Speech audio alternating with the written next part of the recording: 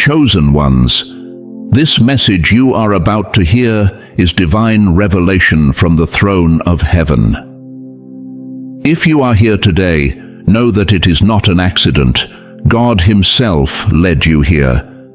You may think you stumbled upon this message by chance, but in the spirit realm, heaven has orchestrated every step that brought you to this moment. You've been divinely aligned to receive a word that will unlock destiny, ignite identity, and awaken purpose inside of you. You didn't scroll here by chance. You didn't click this by coincidence. Something beyond your comprehension drew you, and now you know why. There is a spiritual tug in the atmosphere, and it's pulling at the remnants of who you used to be. You're standing at the edge of a transformation, and God is saying, "Tonight I'm breaking cycles. Tonight I'm waking up sleeping giants. Tonight I'm lighting fires that will never go out." This is your moment of divine interruption. Heaven's trumpet has sounded over your life, and if you listen closely, you'll hear it echoing in your soul. This is not just another message. This is a spiritual alarm clock for those who've been asleep in destiny for far too long. Heaven has something to say to you. For heaven's sake, this is your last night. That might sound poetic at first, but stay with me. This isn't a figure of speech. It's a divine sentence, a holy interruption. These aren't soft words meant to comfort you into staying still. These are activating words, designed to shake your soul, stir your faith, and resurrect your purpose. When God says, "last night," He means the final night of confusion, of delay, of fear, of stagnation. He's drawing a line in the spirit and declaring, you cannot carry old pain into new purpose. You cannot wear yesterday's shame into tomorrow's calling. This is your last night crying over what you lost. Your last night doubting who you are. Your last night entertaining the lies of the enemy. After this night, you rise, called, chosen, and set apart. Let me break it down for you, like a teacher showing a child how to read truth for the first time. Let's walk through this word slowly so it settles deeply in your heart and renews your mind. Because once you understand it, you'll never go back to who you were before this moment. To fully align with this transformative message, I need you to pause this video and complete these 4 prophetic actions. Hit that like button as a declaration of agreement. Subscribe to this channel to stay in alignment with future revelations. Share this message so more chosen ones can wake up to their purpose, and comment the number 777 as a prophetic signal. That number is symbolic of divine completion and spiritual awakening. It will release a wave of alignment and amplify the reach of this message. And if you truly are a chosen one, you'll watch this video all the way to the end, because deep down, your spirit already knows this message is yours. Let's dive in. Let's begin with the phrase itself, your last night. These words aren't just poetic, they are prophetic. We're not talking about physical death. This isn't about the end of your life.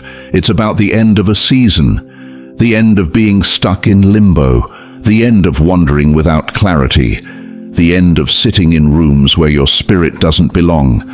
It's the divine expiration date on a chapter that no longer serves your destiny. The heavens have issued a notice. The wilderness season is over. The pit of confusion, fear, and delay has reached its final hour. You are not dying. You are shedding. You are not finished. You are being redefined. This is the last night you allow fear to muzzle your roar.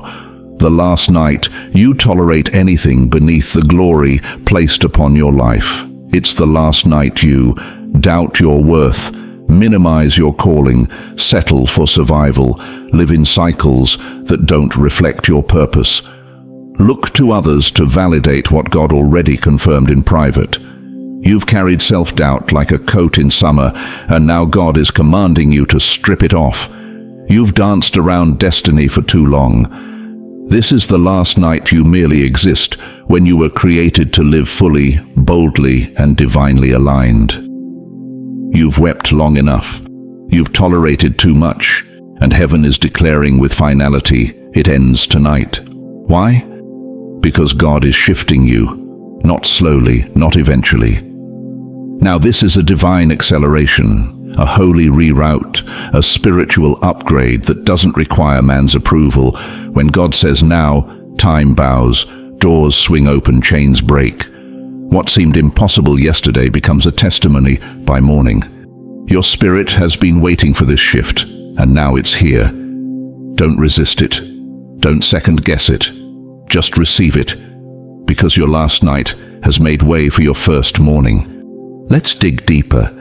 You see, the phrase last night might sound emotional or symbolic, but in Scripture God often chose the night to bring about the most critical shifts. The night isn't just a time of darkness, it's a time of divine activity.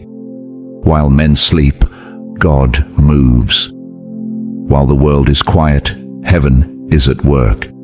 Don't be deceived by the silence or the shadows. Some of the most supernatural breakthroughs in the Bible happened at night.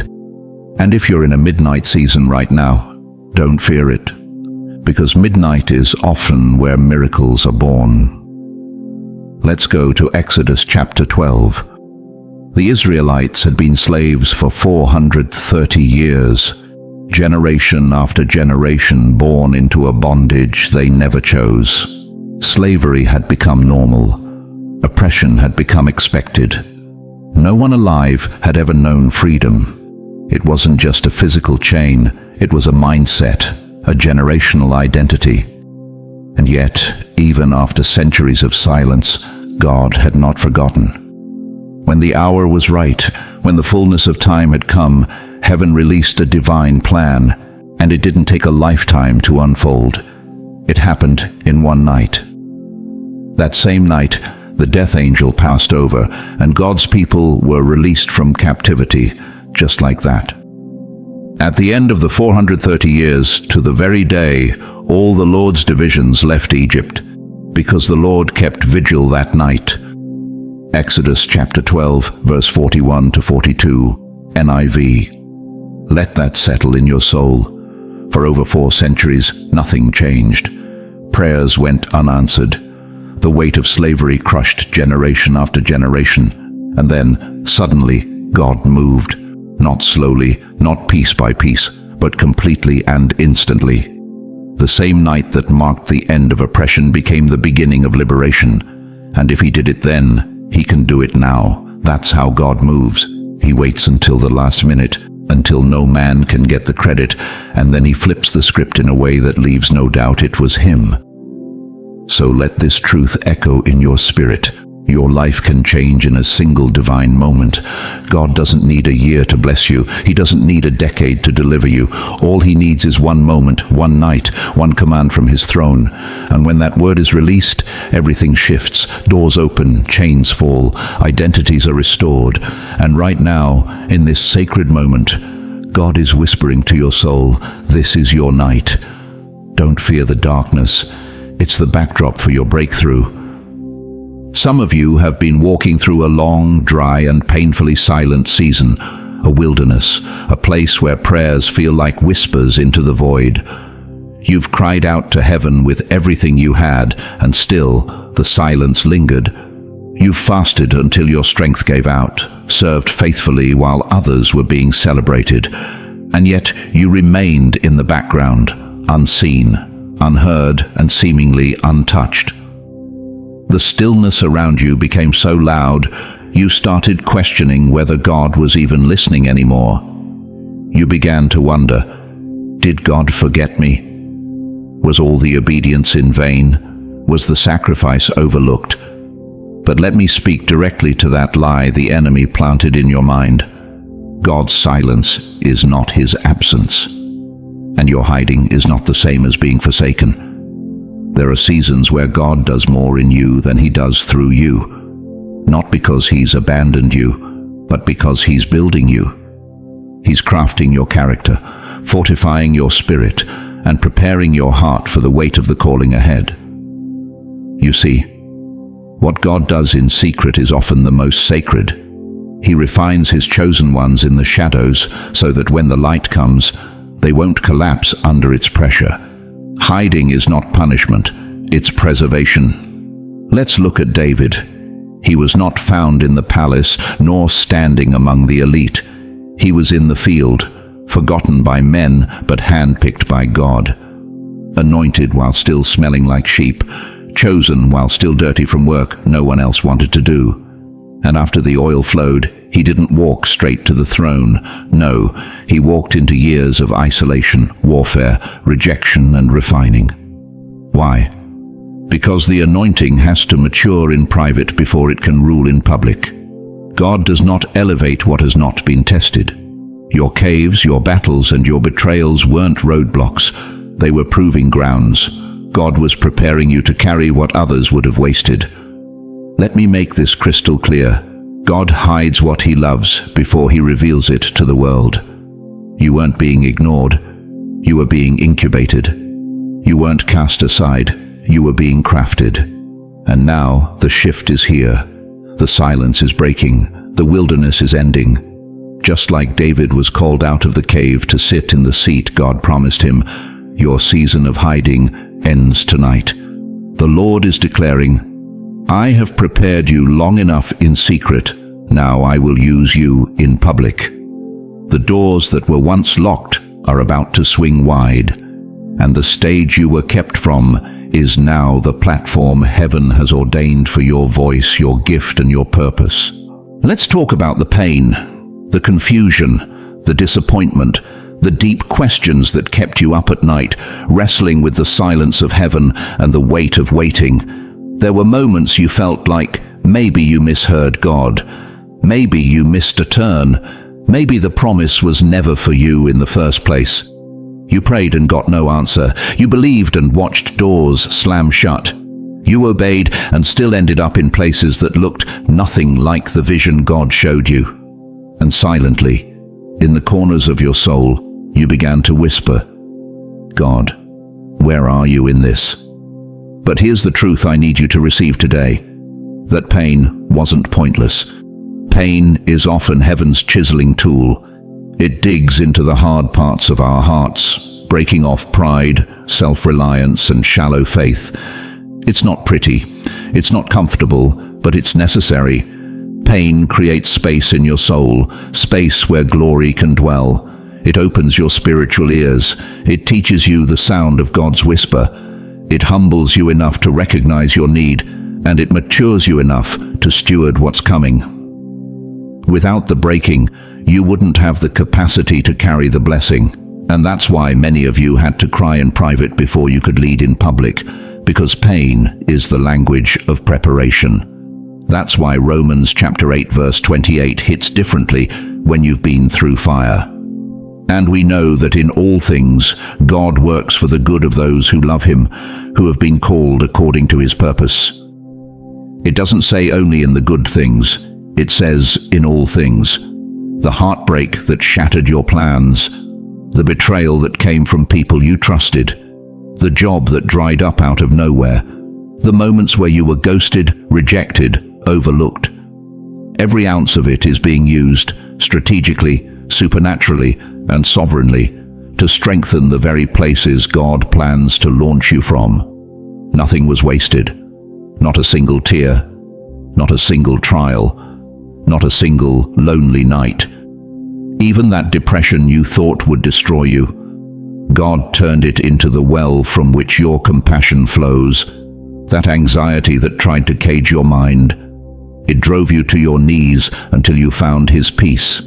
The crushing didn't come to kill you, it came to reveal the gold inside you. And now that the fire has refined you, the world is about to witness the unveiling of the glory within. You've been processed, you've been purified, you've been pressed, and now you are ready. Ready to rise, ready to lead, ready to reflect the brilliance of the God who never left you in the dark. Have you noticed lately that the warfare has intensified? The attacks are no longer subtle, they're coming from every direction. The distractions are louder, more frequent, and more emotionally draining. The pressure you feel in your chest, in your mind, in your spirit, it's heavier than ever. You've been wondering, why now? Why all at once? Here's the truth. Hell always increases warfare before divine elevation. The closer you get to stepping into your next level, the more hell tries to derail you. Because the enemy doesn't waste energy on those who pose no threat. He only targets those carrying divine purpose. That's why the battles you're facing aren't random. They're strategic. Satan sees the oil on your life. He senses the weight of your calling. He can't stop God's plan, but he tries to wear you out before it manifests. The attack isn't proof of your weakness. It's confirmation of your power. Think of it like spiritual labor pains. The pressure gets stronger right before the delivery. You're not being punished. You're about to give birth. And just like in childbirth, the intensity means the promise is closer than it's ever been. Don't misinterpret the warfare. It's not a sign to quit. It's a sign that breakthrough is near. Even Jesus, the Son of God, went through this pattern. Before he ever performed a miracle, before he ever preached a sermon, he was led into 40 days of wilderness warfare. Why? Because when heaven publicly declared, "This is my beloved Son," hell immediately reacted. The moment the heavens opened in Matthew 3:16, hell launched its counterattack in Matthew 4:1.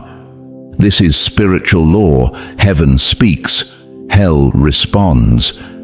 That's why many of you started facing intense pressure right after receiving a prophetic word, a new assignment, or a fresh revelation. The enemy doesn't mind who you were. He's terrified of who you're becoming. So, if you've been under fire, emotionally, spiritually, even physically, it's not because God has left you.